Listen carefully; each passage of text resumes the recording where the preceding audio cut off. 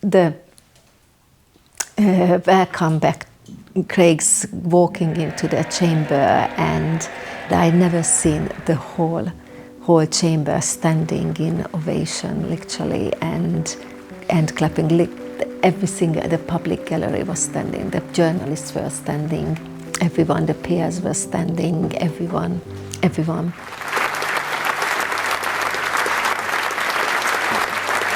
It was very, very special. So on the 26th of 27th of September, on the day, he was not feeling well. In the morning, about 10 o'clock, he felt a bit sort of dizzy and was pale. So he laid down, felt a bit, he said he doesn't know what it is, but he's got a bit of aches and pains and just feels a bit having a cold or cold coming. Now, probably he took interest of it more because the next day we're supposed to be going away. So he was... To Turkey? Yeah, that, God, typical, isn't it? Just the day before we going away, I'm coming down with something. So anyway, he laid down and he perked up fairly quickly. He said, oh, I'm fine now, I've got to get ready because I've got an interview with one of the BBC channels. And then we had a couple of workmen coming in the afternoon, so he was waiting for them. And then he went off to work. Craig came home 5:30 and said, oh, I've got to go upstairs, I just want to lay down, I just feel unwell. About 8:30 I went to see him with Olivia to say night-night. And we woke him up and he was really, the bed was, drenched, just was sweating. And just again, I thought, you've got a fever probably inside, so that's good, you're sweating, that's a good sign.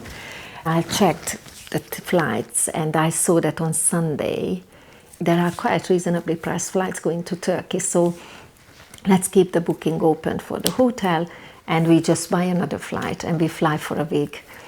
Anyway, he agreed to that. This was by then 11:30. He said he just doesn't know, and he felt sort of relieved that, okay, all right, and then let's get better at home and then we go.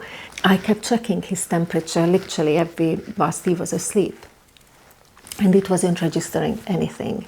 Now, okay, he did take paracetamol, but with such a major, because with sepsis you can have cold, like unusually cold, or you can have the high temperature. We had nothing. It was about 6:30, 6:45. In the morning? In the morning. And that's when I just saw the color just changed on him. He was very grayish, sort of white, but really, really white. And he said, I don't know what it is with my arms. They're hurting, or you just have a strange feel about them. And I touched them and they were also very white. And same color than his face. I took his blood pressure and the monitor just wasn't able to find a reading, and when I touched his wrist I just couldn't find a pulse. Now this wasn't because he didn't have blood pressure or he didn't have pulse, it was because there was an issue with the circulation by then.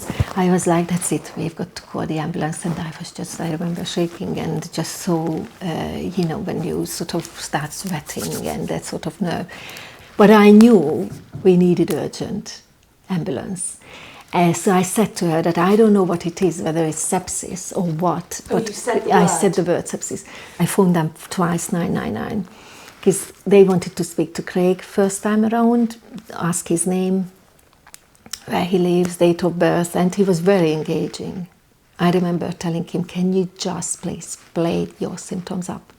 Because they won't come, they will be not prioritizing you. Yeah. So, and Craig was like, oh, just leave me alone, let me just have a rest, and I would just want to sleep. Even with the lady on the phone, that, do we really need to answer all these silly questions? So anyway, we put down the phone, and I phoned my brother, and I said to him that they don't live far away from here, 15 minutes drive, and I knew he was off that day, because I knew that if the ambulance is too late, we've got to go, we've got to take Craig ourselves. And he arrived exactly at the same time. But in the meantime, I phoned back 999 and I said, I just spoken to you. Can you just please send somebody now? because he is not well. Is the patient breathing? He is, but he is unwell. And I said to them, I'm pharmacist, I have good understanding of this. The ambulance came, Olivia was still in bed, and they checked him out, 2 young ladies, and the only thing they found wasn't right was his sugar level. But he hadn't eaten since lunchtime the day before, right. So they said, okay, do you want to make something sweet? So quickly I made honey on toast and jam on toast and loads of sugar in a cup of tea. My brother told them at this stage that, don't you think he would need some fluid, intravenous fluid? So your brother, who is a GP, was in the room at this point? Yes. And, okay. And they stopped him, they said, we are in charge. And they said, well, I guess he's young for all this and being so unwell, so yeah, let's take him in. And those ladies were coming for about 3 days every day, as I was there every day. They were poking their heads through the glasses. Craig was in a separate room because at that stage we didn't know what infection it might be, and they were really checking on him. Obviously, I never had a conversation with them. At that stage, I think I was a bit angry. When I arrived, about 5-10 minutes after they did,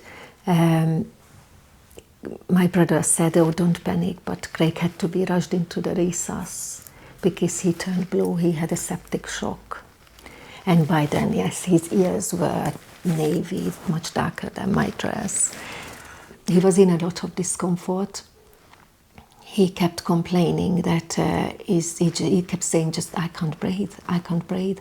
That missing hour, would that have made a difference? It's very difficult to say because when Craig was fighting for his life, one of the fantastic A&E nurse, who is now a doctor, said Craig's sepsis was so rapidly developing and the onset of it and the whole process of it, which they never seen, literally a 12-hour from start to death could have been. And they said we needed to find a 2-hour window within that 12 hours when Craig had to be in the hospital, because if we'd gone earlier, they probably would have sent him home with paracetamol and ibuprofen, and it's a bad viral infection.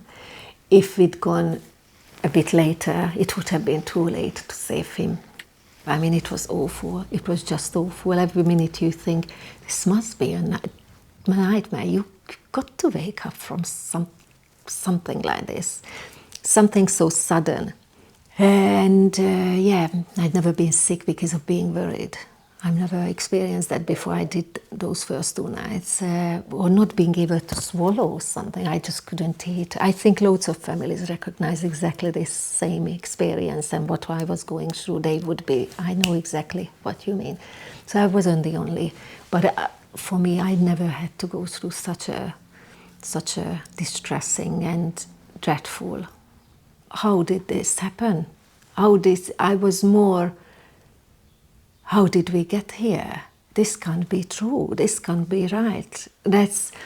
And I remember sending messages to friends, and I couldn't speak for about 2-3 weeks with friends. I just couldn't hold any conversation up really without bursting into tears. I just kept messaging people that whatever you believe in, some people believe in God, some people believe in spiritual, God knows what, just ask, or universe, whatever you call it, just ask and pray, and just, because we just need miracles here. We need Craig to pull through.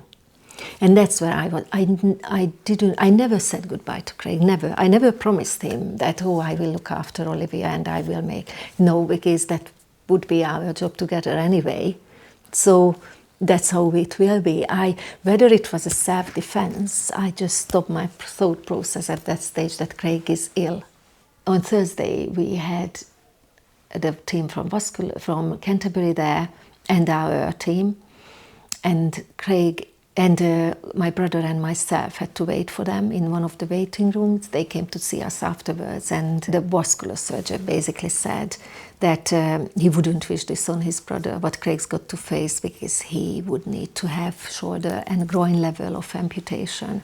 The day before, he had a terrible stomach cramp, and and which is normal with these sort of patients, because he very quickly started to get fed through tubes to keep things going, and he was in so much discomfort with his tummy that he was pulling both his legs up, groin level and bending knees. So this is the day before, when the next day the vascular surgeon turns around and tells you, we will cut it off. And I just couldn't believe it. I thought, how can you cut something off which working might not look great, but working really well? Now I understand the blood supply might not be great, and all the muscles and the tissues need time to really die off, so might be that. And he was saying to me that, it's not him who is controlling that, it's a reflex movement going on.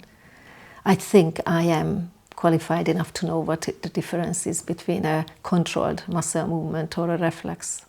Unbelievable. So, were you in there on your own? No, with my brother. My brother was really, at one point I had to hold him. We were sitting next to each other when he said to me, this doctor said that, because I kept on about having to have a second opinion, and he said, that's fine, next morning I can speak to his consultant colleague in Canterbury. So I said, yeah, after you briefed him, and then get his independent view.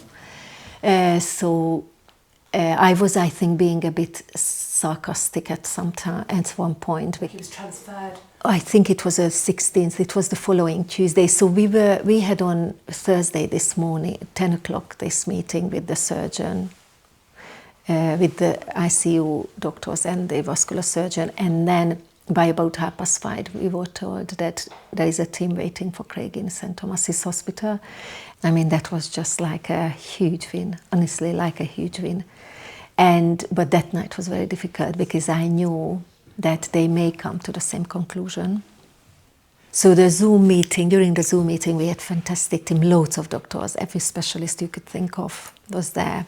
And there are still a few who followed all the way through Craig. And they were just like a different word. They immediately, the sparkle in their eyes, that hope that we will get him back. And I remember Jodie Spiro, who is the manager of the AIU rehabilitation unit. She said, we will get your husband back to be able to walk your daughter down the aisle. I mean, it was just, yeah. So they just gave that absolute hope that at that stage, that's all we needed, because we were hoping all the way through that Craig wouldn't, just no way, he can't go, he's got way too much to do still. He just can't leave us. There are not many things in life that you really don't want to remember, you want to forget. I'm fortunate because I haven't had many of those kind of life events when I thought, I just really don't want to remember this again. But the first few days, and seeing Craig in the bed, in the hospital bed, the first few days, I would like to forget those flashing images. Generally speaking, he is just getting better. He recovered, so he could have been easily a patient who is forever having to have dialysis. He could have had liver issues forever. But other than lost his legs or feet and hands, which I'm not going to, I mean, it's tragic, it's incredibly sad. But other than that, he's Craig. He's healthy, he's exactly the same person, he talks the same way, he jokes the same way, he loves the same way, he cares the same way, everything is Craig. So we are extremely lucky